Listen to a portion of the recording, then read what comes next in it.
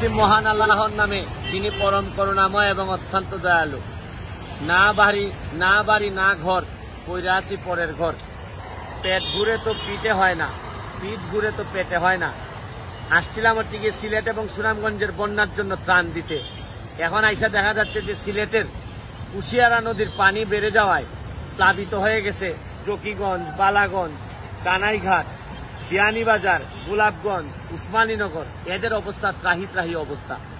আজকে এই কারণে কিছু মাল পাঠাই দিছি আমরা সুনামগঞ্জের তাহিরপুর, বিশম্বরপুর, এইসব জায়গায় পাঠাই দিছি সাতকে। আর আমি নিজে 5 ট্রাক মাল নিয়ে রওনা দিচ্ছি হচ্ছে গিয়ে জকিগঞ্জ, বিয়ানীবাজারের উদ্দেশ্যে, কানাইঘাটের উদ্দেশ্যে। আমাকে জকিগঞ্জের সাংবাদিক আমাদের আহসান হাবিব আমারে জানাইলো যে জকিগঞ্জে যদি জরুরি ভিত্তিতে দেয়া না হয় তাহলে মানুষের অবস্থা খুব খারাপ হয়ে যাচ্ছে। আমি জানি না কতদিন শারীরিকভাবে সুস্থতায় আপনাদের দেয়া টাকার এই মালামাল কিনে পৌঁছাই দিতে পারবো।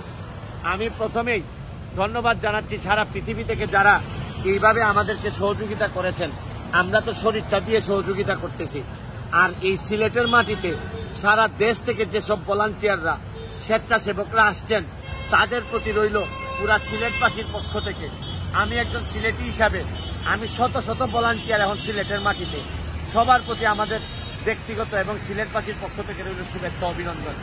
আপনারা প্রমাণ করেছেন যে এইরকম সিলেটের দুঃসময়ে আপনারা দেশের বিভিন্ন জায়গা থেকে এসে আপনারা প্রমাণ করেছেন যে মনুষ্যত্ব, এই মনুষ্যত্বের দাবিতে আপনারা আসছেন।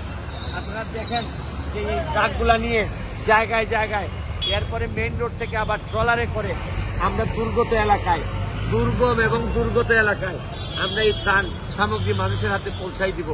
জানি না কতদিন থাকতে পারবো।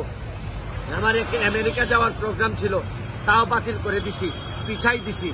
না পরিবার না ঘর, সবকিছু মিলে মনে হইতেছে। তারপরও আমার শারীরিকভাবে কষ্ট হইল, মনের মধ্যে কোনো দুঃখ নাই। কারণ এই মৃত্যুর আগে এইরকম সুযোগ আমি আর নাও পাইতে পারি যে নিজের এলাকার মানুষের জন্য কিছু একটা করে যাওয়া। এইটার যে কি তৃপ্তি, আর এই জীবনে অনেক বড় হওয়ার মধ্যে তৃপ্তি নাই, বরং তৃপ্তি হচ্ছে গিয়ে জীবনে আপনি যাই হন না কেন নিজের মানুষকে সাথে করে নিয়ে যদি সামনের দিকে আগাইতে পারেন, এটাই হচ্ছে যে মানুষের জীবনে সবচেয়ে বড় সফলতা। এমন সব লোকজন আমাদেরকে সহযোগিতা করতেছেন, চিন্তাই করা যায় না। ডিমের ব্যবসা করেন, ক্লাস 5-6 পড়ে ছেলেরা, তাদের জমানো টাকা সিলেটের মানুষের জন্য দিয়ে দিচ্ছেন।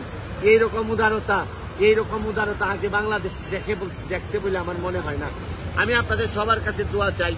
আমি আপনাদেরকে বলতে চাই যে আমরা হেরে যাওয়ার জাতি না, হেরে যাওয়ার জন্য আমরা আসি নাই। আমরা এই প্রকৃতির বিরুদ্ধে যুদ্ধে আমরা জিততে চাই এবং জিতবো বলে বিশ্বাস করি। আপনারা যদি সহযোগিতা করে যান তাহলে পানি যে বেগে প্রবাহিত হয় এর চেয়ে বেশি বেগে আমরা ত্রাণ নিয়ে মানুষের দরজায় হাজির হব। চলেন আমরা দেশের দলমত নির্বিশেষে একত্রিত হয়ে এখন এই দুর্গতি বা এই দুর্যোগের বিরুদ্ধে ঝাঁপিয়ে পড়ি এবং অবশ্যই আমরা একদিন সোনার বাংলা বানায় ছাড়বো। এই অঙ্গীকার করে আজকের মতো বিদায় নিচ্ছি।